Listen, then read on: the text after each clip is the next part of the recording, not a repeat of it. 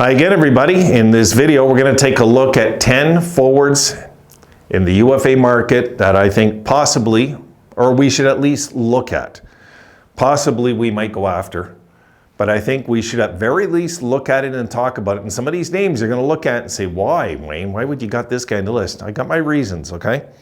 Some of these guys I'm more familiar with than some of you being out here in Montreal.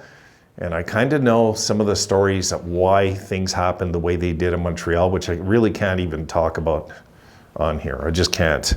Could get my channel in trouble, what I know sometimes. But, all right, guys, we'll start with, let me get over there. And I'm going to work up 10 to 1, okay? And these were selected 10. I'm sure there's guys that you have that I'm not even going to mention, so... You know, nothing personal, guys. These are just 10 I think we should talk about and look at. All right, number 10. Yeah, Jonathan Drouin. As crazy as it sounds, and as many as you think he's a bust, there's a lot of story behind what happened with this young man, what's going on. Look, all right, 2 goals in 58 games in Montreal. Look at this. 7 goals in 27, 2 in 44, 6 in 34, 2 in 58. And you're going to say I'm out of my mind. For $1 million, it's low risk. You're going to get this guy at the bare minimum dollar, okay? Because he's going to have a fire into him to prove his career when he gets out there on the market. He's going to want to prove his career, or he might walk away from the game. He has his reasons. A lot of crap happened here that wasn't good. On the Habs with him and another teammate, it just wasn't good, okay? And it's enough to mess up anybody's head, is what I'll say, what went down. But maybe a fresh start, and a coach like Granato might put a spark under this guy, and this number 3 overall pick could wake up. And for $1 million, guys, we got nothing to lose the way I see it. If we took a short-term contract with him, it's risk-free. It's risk-free. All right, let's move on. Charlie, I'm sure you'll love that one. All right, let's go to number 9. And Sean Monahan has to get a look. Yeah, I know about the injuries, okay? But let's just take a look at Sean Monahan. Take a look at those, you know, from his sophomore season and the next 4 seasons after that, or next 5 seasons after that, sorry, guys. Well, the next 4 seasons, really. He scored 150 goals in 5 seasons with Calgary at 31, 27, 27, 31, 34, fell off with 22, and then look, 10, 8, and 6. I think another one that is, we could just get this guy, we get Monahan, we have another centerman, and we could have a 25-goal man here. I put it this way, guys, I trust our system in Granato when it comes to getting the most offensively out of players. That's why I'm looking at guys like Drouin and like Monahan, because these are guys that were playing a Montreal system and it just wasn't working out. It just wasn't working out. But I think under a coach like Granato, you know, again, he is not going to command a lot of money. Okay, this is what we have to, these are the reasons they're on the list. If these guys were looking for $4 million, I wouldn't even be talking about them tonight, just so you know. All right, guys, let's look at number 8. And yes, we're going to get a little older here, guys. Jason Zucker, okay? He had a good comeback season last year. I mean, if you look, 27 goals, 21 assists, 48 points. And he's had how many 20-goal seasons in his career? 1, 2, 3, 4. He had 4. This is his 5th 20-plus goal season. He's had a season where he had 33 goals. Can this guy find his form again? He's 31. Some of these guys, once they hit their 30s, hit a few big years, and then they fall off a cliff, though. I think this is a low-risk thing if we do a 2-year deal. He's not going to get 5 years. He's not stupid. I think he knows that at 31. And 2 years? 2 years at 3.5. Just an idea, guys. Again, winger. I don't even know how many centermen I got here. I got about 4 centermen in these 10, but it's still, it's something to talk about. That's all I'm saying. 31, has some leadership there. Something to talk about. Am I really eyeing this guy? Not really. I believe it or not, I would eye somebody, a long shot, like Monahan and Duran before I would Zucker, because I know we're going to get these guys dirt cheap, you know? That's the thing. All right, 9-8, we are up to number 7 now, guys. Here we go. And yes, Ivan Barbashev, we just seen in the finals, looked pretty good. He played 22 playoff games, had 18 points.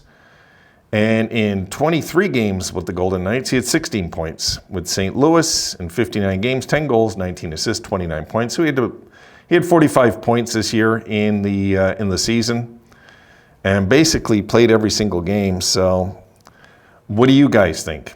Is this somebody we look at? 6'1", 195 pounds.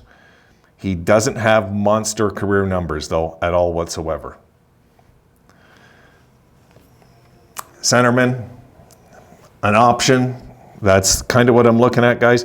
I'm not just going to throw you all these studs, guys, because they're not out there this year. They're just not, you know. So let's go to number 6.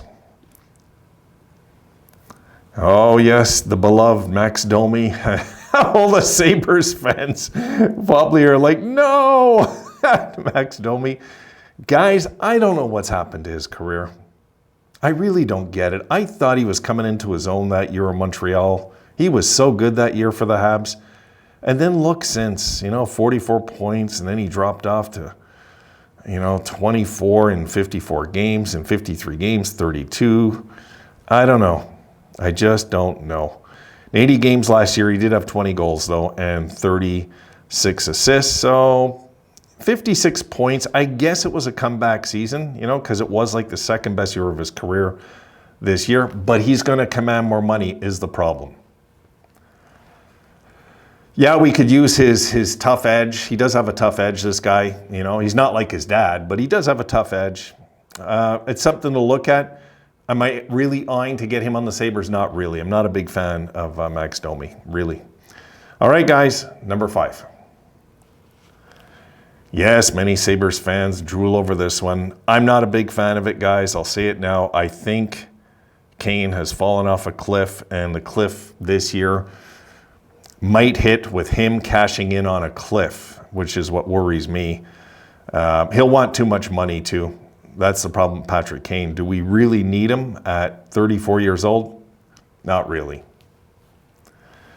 And I don't have anything against him. If we sign him for a few years and we sign him for like $4 million, I'd say, all right, we'll see how it works out. I wouldn't have my hopes up it's going to have any drastic impact on the Sabres getting Patrick Kane. I just don't think it would.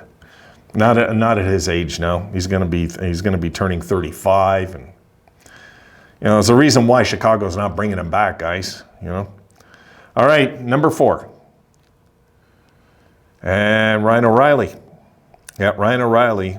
But anybody that says hockey, the mecca of hockey is Toronto, I don't want them. The Sabres, I don't want them. I don't know, guys. I was happy when we got rid of him, to be honest. I really was back then. And yeah, I know he had that playoff where he got 23 points in 26 games and won the Conn Smythe with 8 goals, which I don't know. Again, I question it, but it is what it is. What do you think? I mean, we do have a need for his face-offs, but his speed was already questionable at best, even in his prime. But now he's lost a step for sure. And he's 32. Is it a terrible contract to take on? No, but for how much? Would I want to give this guy $5 million a year? Absolutely no. No. I'm thinking 3.5. We sign a guy like this. Hey, his numbers. Toronto, we're out of their minds giving up four draft picks for him. They gave up a first, second, third, and a fourth, right? Like, I don't know, Toronto. Dubas was pretty stupid when it comes to the giving away draft picks like it's candy. I'm not really interested in Ryan O'Reilly, guys. I'll just say it. I'm not. A lot of these guys, I'm not.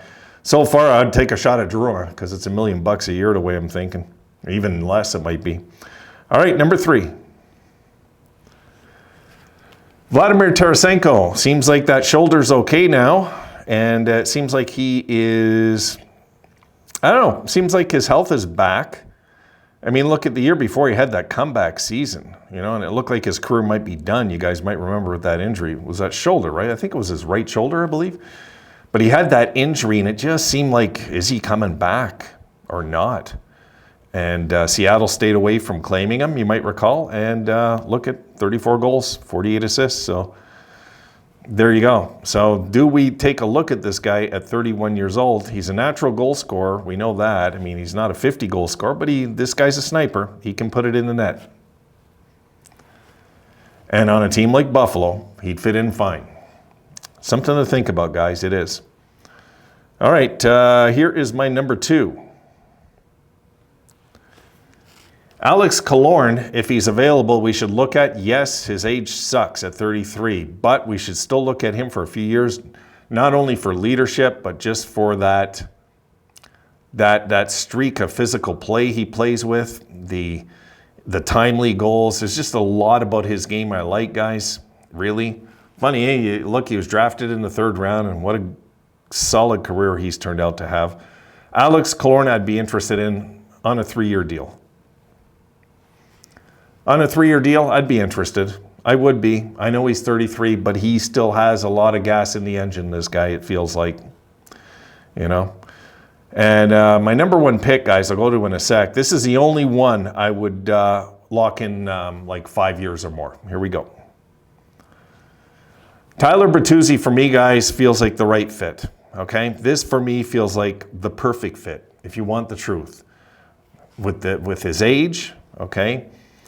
You know, he's a good power forward. He had, I know his season numbers with the Bruins weren't great. And put it this way, his season last year wasn't very good. Look, he had 50 games played.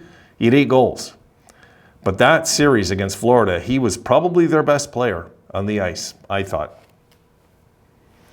I'd be all in to getting Tyler Bertuzzi, guys. I'd be all in. I'll just admit it. That's why he's number 1 on my list. He's probably number 1 out of all the forwards. Yeah, I mean, not just the forwards, maybe out of everybody in the offseason on my list. You know, of course, guys, I've talked about getting Reeves on the team, but I couldn't put him in this list. I'm just talking guys that can come in here and mix and bring some more offense to the team too.